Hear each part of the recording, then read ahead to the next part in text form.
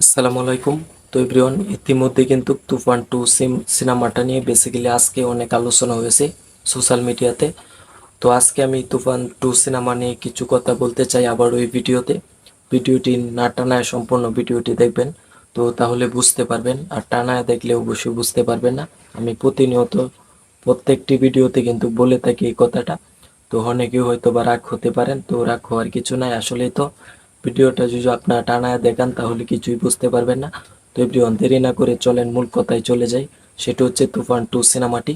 ইতিমধ্যেই তুফান সিনেমা দেশ বিদেশে একটা দারুণ একটা বিজনেস করেছে। ইন্ডাস্ট্রি হিট সিনেমার কাতারে কিন্তু নাম লেখিয়ে তুফান সিনেমাটি ওটিটি প্ল্যাটফর্মে কিন্তু মুক্তি পেতে যাচ্ছে। চরকিতে কিন্তু মুক্তি পেতে যাচ্ছে তুফান সিনেমাটি 29 তারিখ। আর মাত্র আজকে কিন্তু 16 তারিখ। তো আর মাত্র 3 দিন পর কিন্তু 29 তারিখ তুফান সিনেমাটি ওটিটি প্ল্যাটফর্মে মুক্তি পেতে যাচ্ছে। তো ওটিটি প্ল্যাটফর্মেও আপনারা প্রেক্ষাগৃহে যেভাবে দেখেছেন সেভাবে কীভাবে কিন্তু ওটিটি প্ল্যাটফর্মে আপনারা তুফান সিনেমাটা দেখবেন আমরা আশা করি। তো অবশ্যই দেখবেন। তো গাইস, তারপর আসেন যে তুফান টু ফিল্মটি ইতিমধ্যে কিন্তু তুফান টু ফিল্মটি এখন অনেক আলোচনায় আছেন, কারণ সম্প্রতি সময় রায়ান রাফি ভাই কিন্তু একটা বক্তব্যের মাঝে বা একটা ভিডিওর মাঝে ইতিমধ্যে রায়ান রাফি ভাইয়া বলেছেন তাকে কিন্তু অসংখ্য প্রশ্ন করা হয়েছিল ইদারিং। তো সেই প্রশ্নের পর রায়ান রাফি ভাইয়া যে উত্তরগুলো দিল সেইগুলো আজকের ভিডিওতে আমি প্রথমে আপনাদের মাঝে তুলে ধরবো, তারপর আমার মতামত আমি জানাবো।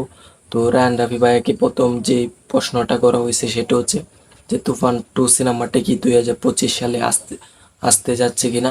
তো এই প্রশ্নে কিন্তু রায়ান রাফি ভাইয়া উত্তরটা দিয়েছেন যে তুফান টু সিনেমার কিন্তু স্ক্রিপ্ট লেখার কাজ কিন্তু চলছে।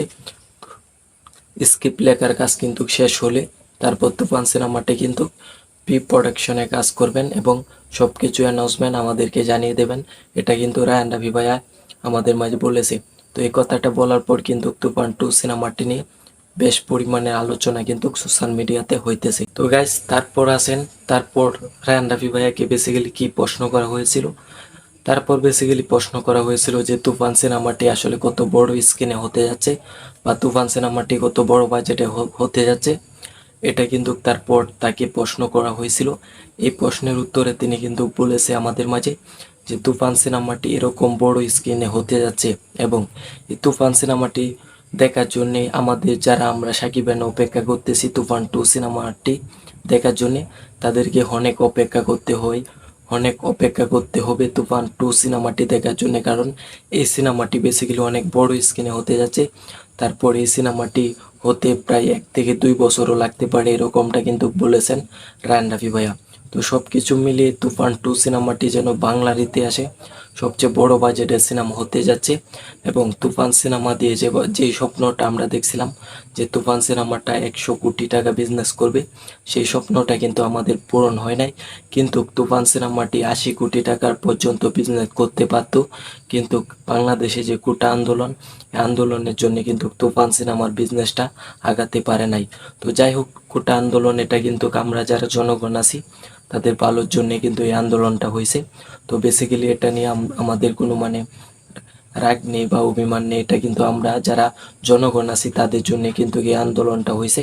নাহলে কিন্তু বাংলাদেশের 17 কোটি মানুষই অনেক কষ্ট করতো যদি সরকার পতন না হতো, আন্দোলন না হতো।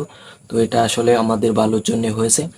তো যাই হোক, তুফান টু সিনেমাটি সামনে আমাদের মাঝে আসতেছে। গরম কিছু আপডেট কিন্তু রায়ান রাফি ভাইয়া ইদারিং একটা রিভিউর মাধ্যমে কিন্তু আমাদেরকে জানিয়েছেন। তো সেটার জন্য কিন্তু আজকের ভিডিওটি আপনাদের জন্য আমি তৈরি করেছি।